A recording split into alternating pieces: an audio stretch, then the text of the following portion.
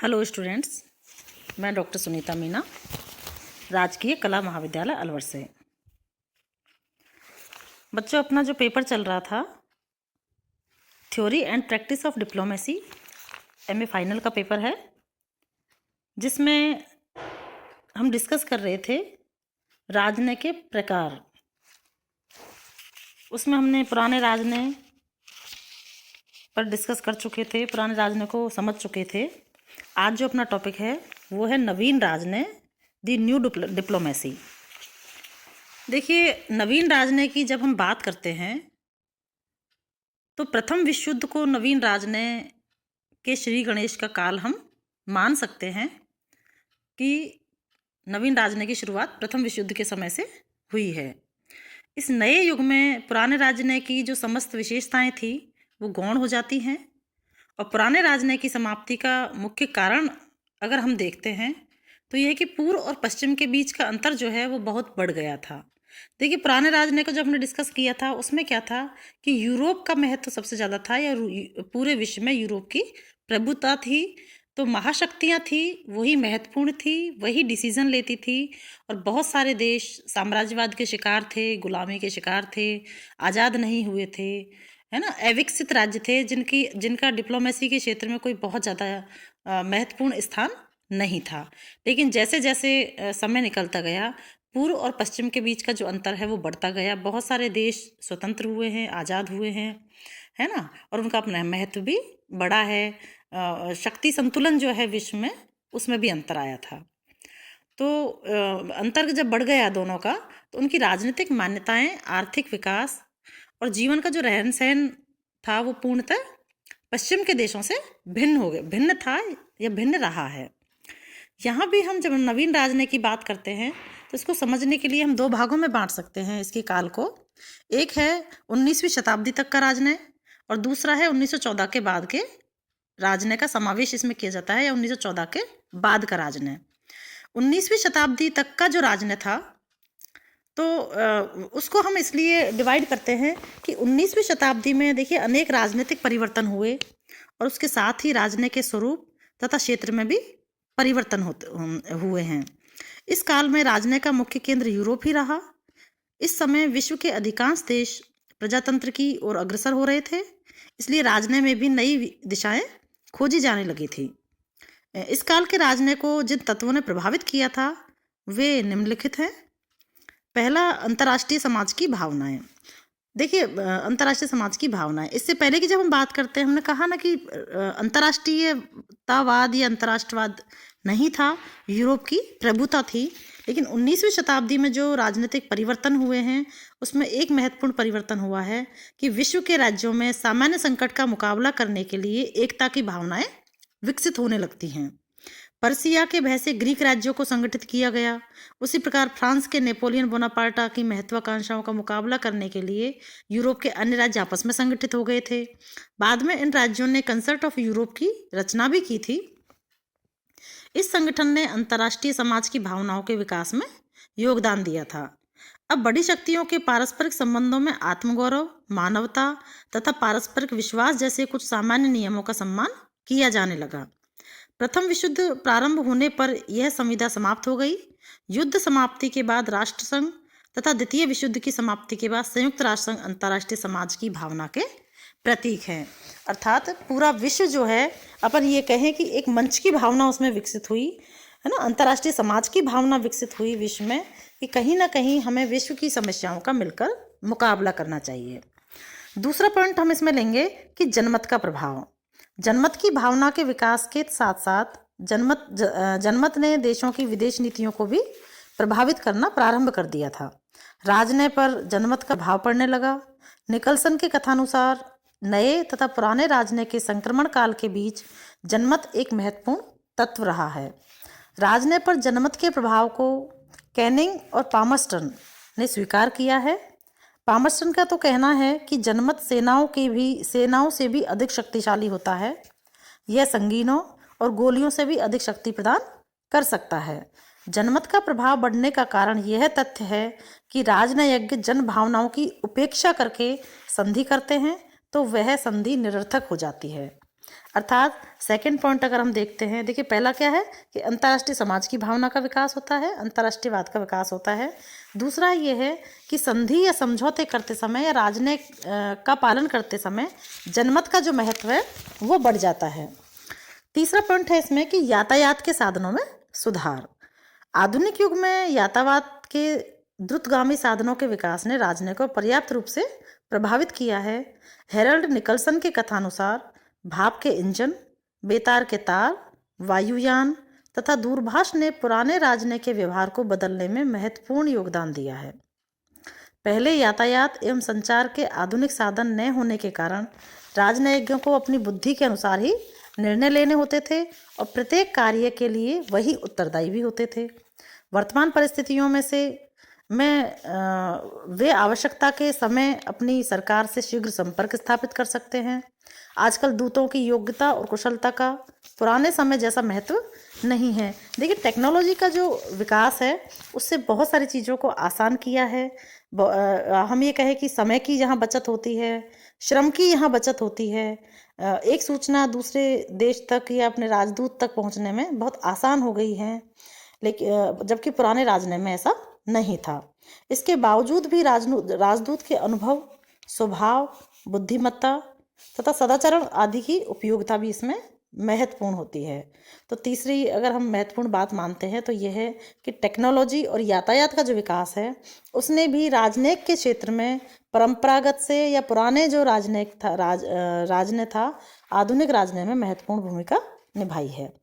20वीं शताब्दी के राजनय की अगर हम बात करते हैं तो अब तो क्या है कि अब अंतर्राष्ट्रीय संबंध यूरोप तक सीमित नहीं रहे थे। भाई पुराने राजनय में क्या था कि यूरोप महत्वपूर्ण भूमिका में था, या महत्वपूर्ण पटल पर था, लेकिन अब अंतर्राष्ट्रीय संबंध यूरोप तक सीमित नहीं रहे हैं। द्वितीय विश्व युद्ध के बाद एशिया तथा अफ्रीका के नवोदित राज्यों की भूमिका अंतर्राष्ट्रीय क्षेत्र में पर्याप्त महत्वपूर्ण बन गई है, क्योंकि अमेरिका और अफ्रीका के बहुत सारे जो देश थे जो पहले साम्राज्यवाद के शिकार थे, गुलामी के शिकार थे, वो यहाँ आके आज़ाद हो जाते हैं। अमेरिका और जापान ने अपनी पृथकतावादी नीति त्याग कर विश्व राजनीति में सक्रिय रुचि लेना प्रारंभ कर दिया है, और राजनय के पुराने रूप में इस परिवर्तन के अपन ये कह सकते हैं कि ये जो राजनय का स्वरूप परिवर्तित हुआ है ना, इसके क्या कारण रहे हैं जिसके परिणाम स्वरूप ये परिवर्तन आया है। तो पुराने स्वरूप में परिवर्तन के निम्न कारणों को हम देखते हैं। देखिए पहला इसमें है कि संयुक्त राज्य अमेरिका का विश्व की महाशक्ति के रूप में अभ्युदय हुआ, अर्थात लैटिन अमेरिका राज्यों ने भी अंतर्राष्ट्रीय राजनीति में रुचि लेना प्रारंभ कर दिया। फलतः अब अंतर्राष्ट्रीय संबंध तथा राजनय का केंद्र यूरोप से हटकर अन्य महाद्वीपों में बिखर गया था। हम बार बार इस बात को डिस्कस कर रहे हैं कि अब तक, अर्थात प्राचीन जो राजनय की बात करते हैं, पुराने राजनय की बात करते हैं, वहाँ तक राजनय का जो प्रमुख केंद्र था वो यूरोप था। अब क्या हुआ है कि यूरोप से हटकर अंतर्राष्ट्रीय जो राजनीति है वो अन्य महाद्वीपों में भी फैल गई है। दूसरा पॉइंट है कि एशिया तथा अफ्रीका के देशों की स्वतंत्रता प्राप्त हो गई थी तथा वे भी अपने आप को अंतर्राष्ट्रीय रंगमंच का एक अभिनेता मानने लगे हैं। प्रथम विश्व युद्ध से पूर्व जापान के अतिरिक्त किसी एशियाई देश का अंतर्राष्ट्रीय राजनीति में नाम नहीं था। विश्व रंगमंच पर न तो कोई उनकी उपस्थिति थी और न ही उनकी आवाज़ को कोई महत्व दिया जाता था।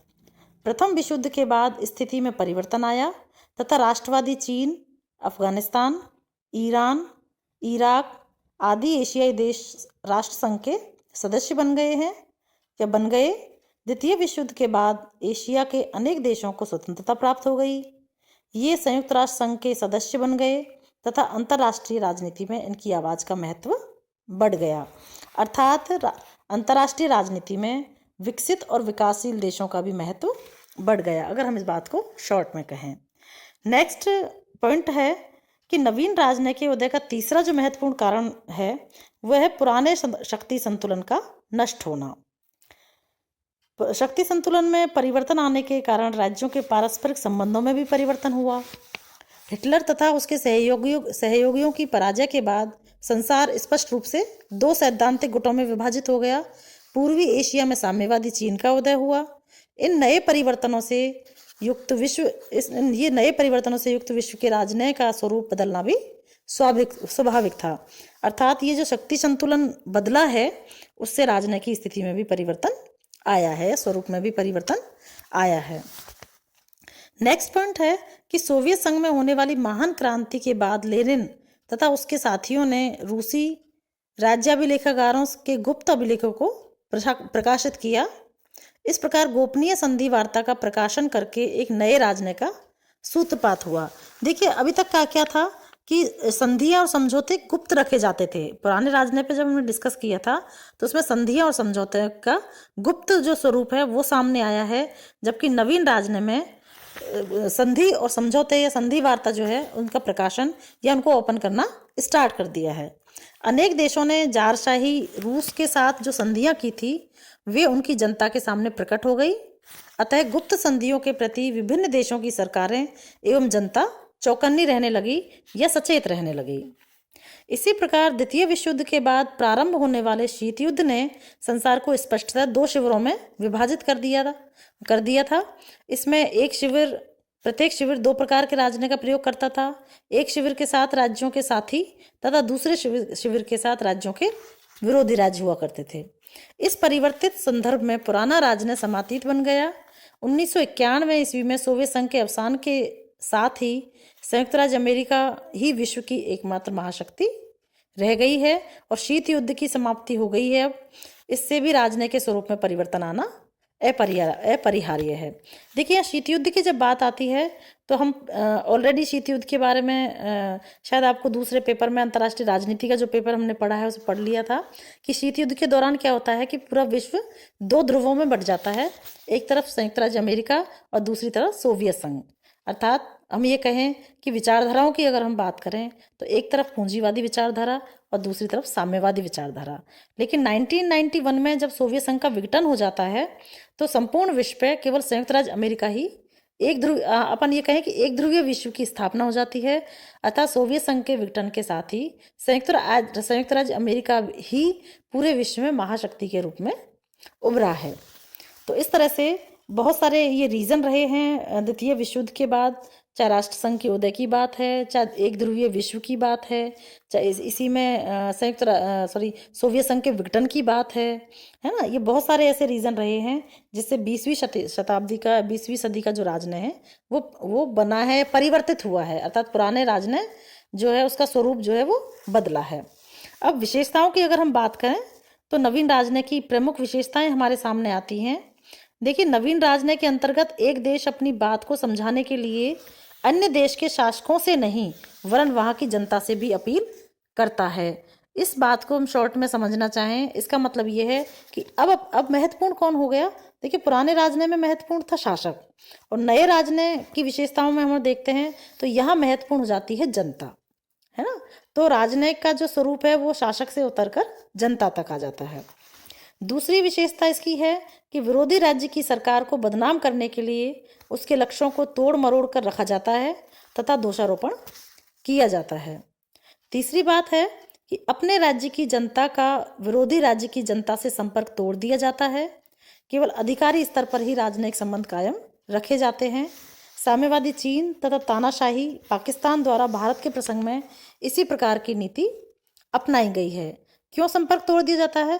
क्योंकि अभी हमने डिस्कस किया है कि जनता ज़्यादा महत्वपूर्ण हो जाती है। विरोधी राज्यों के साथ प्रत्यक्ष संपर्कों को कम से कम कर दिया जाता है तथा किसी भी समझौते के साथ आक्रमणकारी भाषा में अधिक से अधिक शर्तें लगाई जाती हैं। प्रत्येक राज्य अपने विरोधी पक्ष को आतंकित करने की दृष्टि से अस्त्र शस्त्रों पर बहुत सा धन खर्च करता है तथा हड़तालें, सम्मेलनों और आंदोलनों को आयोजन किया जाता है। स्पष्ट है कि आधुनिक राजनय का स्वरूप अपने पूर्ववर्ती राजनय से पर्याप्त भिन्न है।